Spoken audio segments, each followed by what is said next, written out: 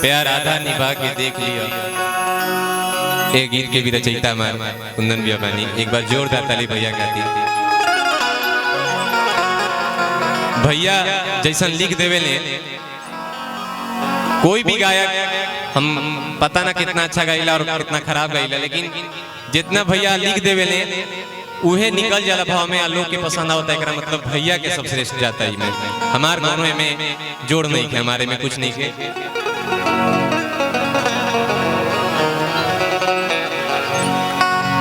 साथ में आरा से ही भैया हमार श्याम भैया बानी, एक गाना के सजावे में इतना निष्ठा भैया के प्रति और इतना प्यार हमारा प्रति बाटे की भैया जब सुननी तो कहले कि ये गाना के हम कोशिश करते नहीं, साथे मिलके हमनी के एक के कोशिश के बाटे। पूरा हम श्रेय भी भैया के देते नहीं कि भैया हमारा के ऐसा चीज धरौले कि हम गा पैनी। और प्रभाकर भैया बैठल बड़े, भवानी भैया बैठल बड़े, और जितना भी गुरुत्व लोग कलाकार लोग बनी जाए, बहुत छोट कलाकार बनी लोग के सामने हम कहा कि भैया लोग उम्र में भी बड़ा, तजुर्बा में भी बड़ा, गायकी में बड़ा, कलाकारी में भी बड़ा, तो उनका लोग के सामने गावल ही हमरा खातिर बड़ बात बा।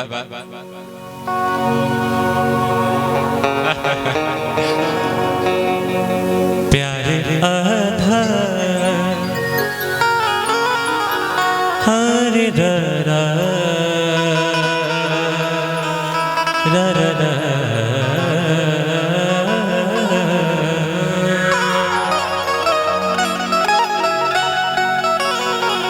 प्यार आधा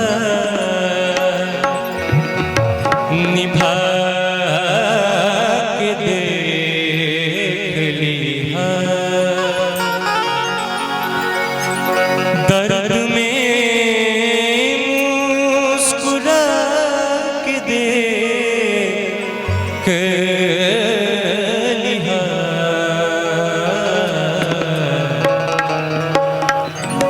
प्यार आधा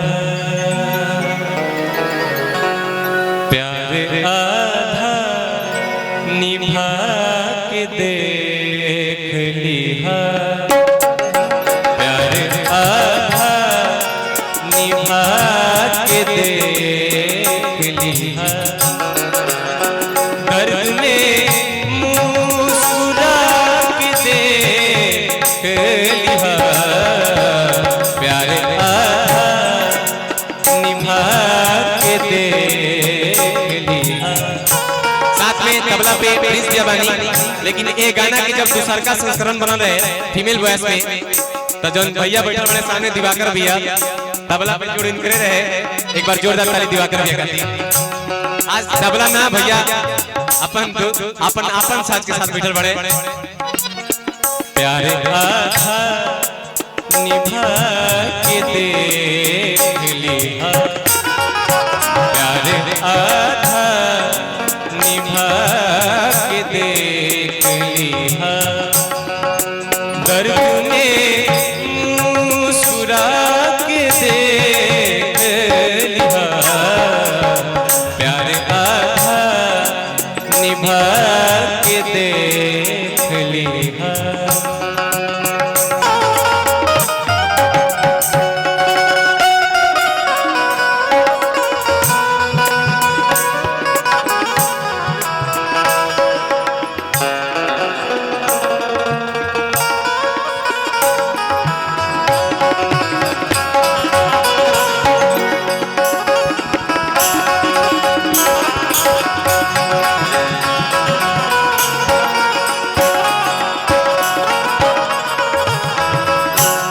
एक बार बेंजो भैया का ताली एकदम जोरदार बजाई था सभी लोग थी।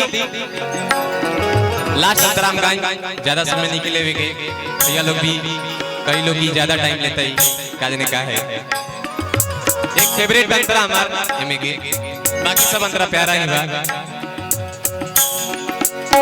लोर कतना बहल बा का बोली, लोर कतना लोर कतना बहल बा का बोली,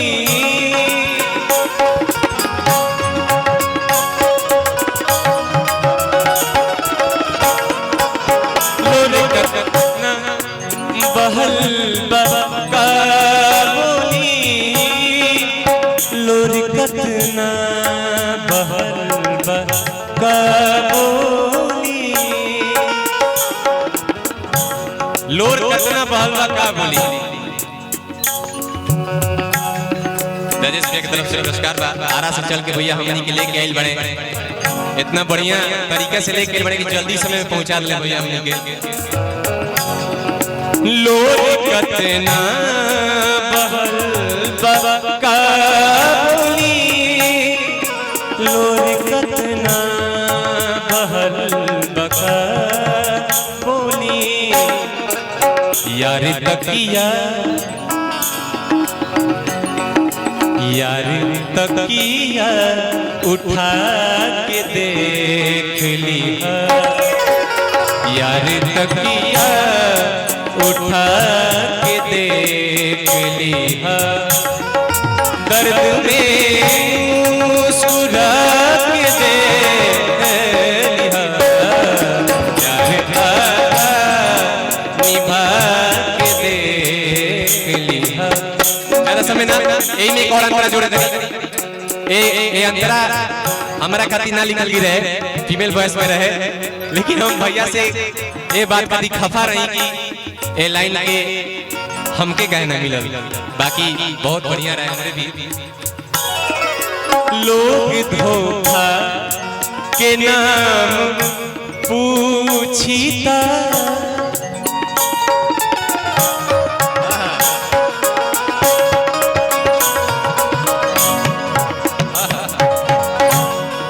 लोग धोखा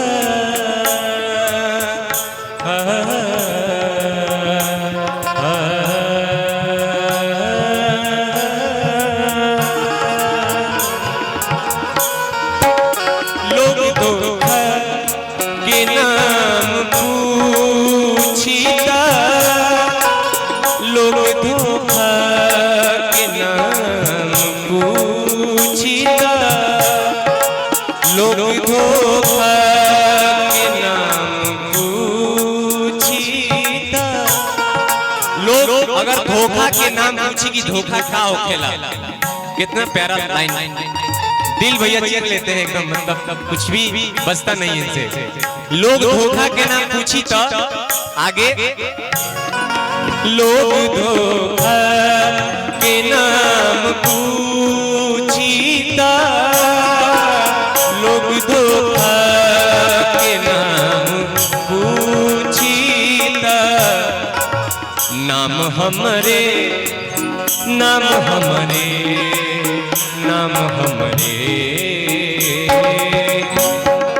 नाम हमरे लगा के देख लिहा, नाम हमरे लगा के देख लिहा।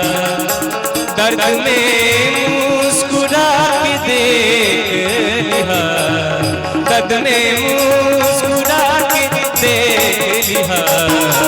प्यार आधा निभा के देख लिहा, प्यार आधा निभा के देख लिहा। दर्द में मुस्कुरा के देख लिहा, दर्द में मुस्कुरा के देख लिहा। प्यार आधा निभा के देख लिहा, प्यार आधा निभा के देख लिहा, प्यार आधा निभा के देख लिहा, प्यार आधा निभा के देख लिहा। बहुत बहुत शुक्रिया, वैसा आशीर्वाद बनौले रखिए। बहुत बहुत धन्यवाद। ताली हो जाए। साहिल घटी, साहिल कौशिक राजपूत बहुत ही सुरीला गायक होन और